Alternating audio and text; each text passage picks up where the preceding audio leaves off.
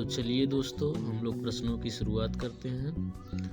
आपके पास समय 3 घंटे 15 मिनट है और आपका पूर्णांक 70 है। प्रश्न पत्र 2 खंड अ तथा खंड ब में विभाजित है। ठीक है, बाकी सारे निर्देश हैं, आप पढ़ लीजिएगा। बहुविकल्पीय प्रश्न खंड अ। पहला प्रश्न, बाबू गुलाब राय किस युग के लेखक हैं?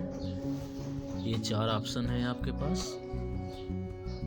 ठीक है, इनमें से जो सही लगे आपको उत्तर देना है। दूसरा प्रश्न, चिंतामणि किस विधा की रचना है? ये 4 ऑप्शन है। तीसरा प्रश्न, गबन किसकी रचना है? चौथा, शुक्ल युग की समय अवधि क्या है? पांचवा, नीड़ का निर्माण फिर किस विधा की रचना है? छठा, प्रिय प्रवास किस युग की रचना है? सातवां, मधुशाला किसकी रचना है? आठवां, भारत भारती किसकी रचना है? आप लोग वीडियो को बीच बीच में रोक कर प्रश्न को अच्छे से पढ़ेंगे और उसका उत्तर देंगे। ये सभी प्रश्न बहुविकल्पी हैं और 1-1 अंक के हैं, आप देख सकते हैं। ठीक है, अगला प्रश्न 9वां, आधुनिक काल कब से कब तक है? ठीक है, ये आप लोग उत्तर देंगे। 10वां, मतीराम किस युग के कवि हैं? 11वां, हास्य रस का अस्थाई भाव है। 12वां, सोहत ओढ़े पीत पट श्याम सलोने गात। ठीक है, आप लोग इसे पढ़ेंगे और इसमें कौन सा अलंकार है ये बताएंगे। 13वां प्रश्न, रोला छंद में कुल कितने चरण होते हैं? ठीक है। 14वां, आकर्षण शब्द में किस उपसर्ग का प्रयोग किया गया है? 15वां, रचना के आधार पर वाक्य के कितने भेद हैं? मैं फिर से दोस्तों आप लोगों को बता दे रहा हूँ कि आप लोग वीडियो जो है बीच बीच में रोक कर प्रश्न को जो है अच्छे से पढ़ लेंगे, उसके बाद जो है उसका उत्तर लिखेंगे। ठीक है। पीताम्बर में कौन सा समास है? ठीक है। 17वां, आंसू का तत्सम रूप है। 18वां, कर्तृवाच्य में किसकी प्रधानता होती है? 19वां, ठीक है, और 20वां। ठीक है, ये लोग आप लोग प्रश्न पढ़ेंगे और इसका उत्तर देंगे। ठीक है, चलते हम लोग नेक्स्ट प्रश्न की तरफ। खंड ब, यहाँ से जो है 50 अंक के क्वेश्चन आते हैं। ठीक है, यहाँ ज़्यादा लिखना होता है, वो सब तो ऑब्जेक्टिव थे। यहाँ प्रश्न नंबर पहला है खंड ब का, निम्नलिखित गद्यांश पर आधारित 3 प्रश्नों का उत्तर दीजिए। ठीक है, इन गद्यांशों को पढ़ना है, उसके बाद 3 प्रश्न पूछे गए हैं जिनका उत्तर देना है। हर प्रश्न 2 अंक के हैं। ठीक है, चाहे आप इसका उत्तर दीजिए और चाहे आप इस गद्यांश को पढ़कर इसका उत्तर दीजिए। ठीक है, जो आपको आता हो, जो आपको अच्छा लगे। ठीक है।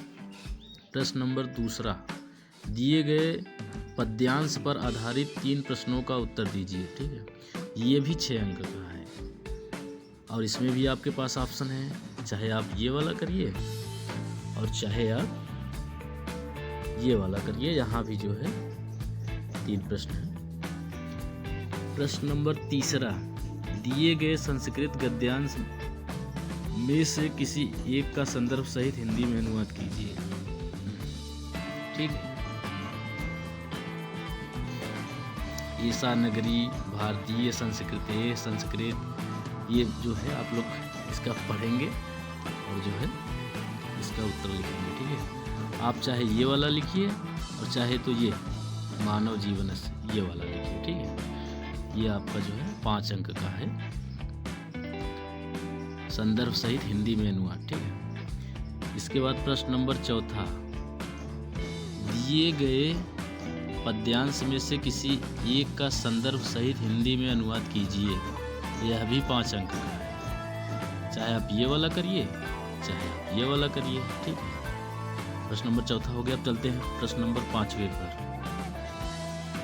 अपने पठित खंड काव्य के आधार पर निम्नलिखित प्रश्नों में से किसी एक का उत्तर दीजिए, ठीक है।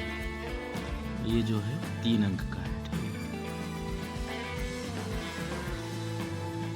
है। इसमें से किसी एक का उत्तर देना है, ठीक है। चाहे आप का दीजिए, चाहे खा का दीजिए, चाहे गा, जो भी है इसमें से। यहाँ लिखा है ना, अपने पठित खंड काव्य के आधार पर निम्नलिखित प्रश्नों में से किसी एक का उत्तर दीजिए, ठीक है। अब आप जो है, आपके यहाँ अग्रपूजा चलती है तो आप अग्रपूजा का उत्तर देंगे। जिसके यहाँ जो चलता है वो जो है स्टूडेंट्स वही लिखेंगे। प्रश्न नंबर 6 क दिए गए लेखकों में से किसी एक का जीवन परिचय लिखते हुए उनकी एक प्रमुख रचना का उल्लेख कीजिए। ये जो है 5 अंक का है। प्रश्न नंबर 6वां का दिए गए लेखकों में से किसी एक का जीवन परिचय लिखते हुए उनकी एक प्रमुख रचना का उल्लेख कीजिए, ठीक है। यहाँ आप लेखकों में नाम है डॉक्टर राजेंद्र प्रसाद का, जयशंकर प्रसाद का, आचार्य रामचंद्र शुक्ल जी का, ठीक है। इनमें से किसी एक लेखक का जो है नाम लिखना है और उनकी एक रचना का नाम लिखना है। ये जो है 5 अंक के हैं, ठीक है। इसके बाद चलते हैं नेक्स्ट क्वेश्चन पर। 6वां का ख दिए गए कवियों में से किसी एक का जीवन परिचय देते हुए उनकी एक प्रमुख रचना का उल्लेख करना है, ठीक है। इसमें आपके पास ऑप्शन है गोस्वामी तुलसीदास, सुमित्रा नंदन पंत, महाकवि सूरदास। इसमें से जो आपको याद हो, जो आपको अच्छा लगे उसे आपको लिखना है, ठीक है। प्रश्न नंबर 7वां अपनी पाठ्य पुस्तक में से कंठस्थ कोई एक श्लोक लिखिए जो इस प्रश्न पत्र में ना आया हो, ठीक है। यह लगभग सभी स्टूडेंट जो है तैयार रखते हैं। प्रश्न नंबर 8वां निम्नलिखित में से किन्हीं 2 प्रश्नों का उत्तर संस्कृत में दीजिए। इनमें से किन्हीं 2 प्रश्नों का उत्तर जो है संस्कृत में देना है और यह दोनों प्रश्न जो आप देंगे उत्तर दोनों 2 अंक के होंगे, ठीक है। प्रश्न नंबर 9 निम्नलिखित में से किसी एक विषय पर निबंध लिखिए, ठीक है। जो आपका तैयार हो, जो सब्जेक्ट, जो टॉपिक, आप उस पर निबंध लिखेंगे। और प्रश्न नंबर 10वां अपनी विशेष रुचियों का उल्लेख करते हुए अपने मित्र को एक पत्र लिखिए, अथवा एक नीचे ऑप्शन दिया है आप इस पे पत्र लिख सकते हैं। लिखने के बाद जो है आप लोग इस व्हाट्सएप नंबर पर कॉपी भेज देंगे और कॉपी पर अपना नाम ज़रूर लिखेंगे ताकि पता चले यह आप ही की कॉपी है, ठीक है। तो चलिए दोस्तों, बेस्ट ऑफ लक।